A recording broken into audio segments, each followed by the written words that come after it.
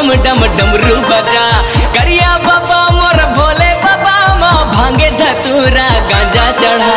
टिम टिम टिम टिम टिम की बजाओ डम डम डम डम डमरू बजा। करिया बाबा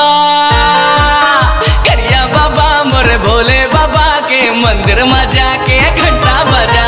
करिया बाबा मोर भोले बाबा के मंदिर में जाके घंटा बजा। करिया बाबा मोर भोले बाबा के मंदिर में जाके घंटा बजा। घंटा बजा आय हाय घंटा बजा, घंटा बजा आय हाय करिया बाबा भोले बाबा आय हाय घंटा बजा, घंटा बजा आय हाय घंटा बजा।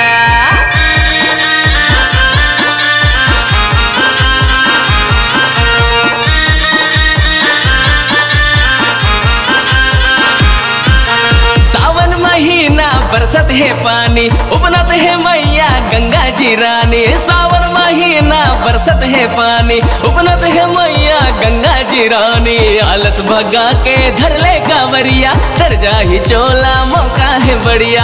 आलस भगा के धर ले कांवरिया, तर जाही चोला मौका है बढ़िया। करिया बाबा मोर भोले बाबा के मंदिर में जाके घंटा बजा। करिया बाबा मोर भोले बाबा के मंदिर में जाके घंटा बजा। करिया बाबा मोर भोले बाबा माँ भांगे धतूरा गांजा चढ़ा। टिम टिम टिम टिम टिम की बजाओ डम डम डम डम डमरू बजा। करिया बाबा मोर भोले बाबा के मंदिर में जाके घंटा बजा। करिया बाबा मोर भोले बाबा के मंदिर में जाके घंटा बजा। घंटा बजा आय हाय घंटा बजा भोले बाबा आय हाय घंटा बजा। घंटा बजा आय हाय करिया बाबा भोले बाबा आय हाय घंटा बजा। करिया बाबा मोर भोले बाबा के मंदिर में जाके घंटा बजा। करिया बाबा मोर भोले बाबा के मंदिर में जाके घंटा बजा।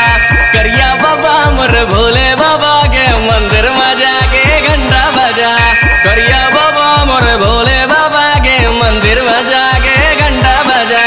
मंदिर में जाके घंटा बजा, मंदिर में जाके घंटा बजा, मंदिर में जाके घंटा बजा रे भैया।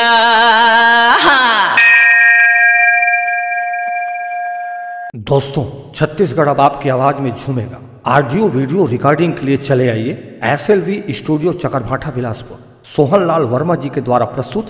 Phone number 9826740060। आप संपर्क करें।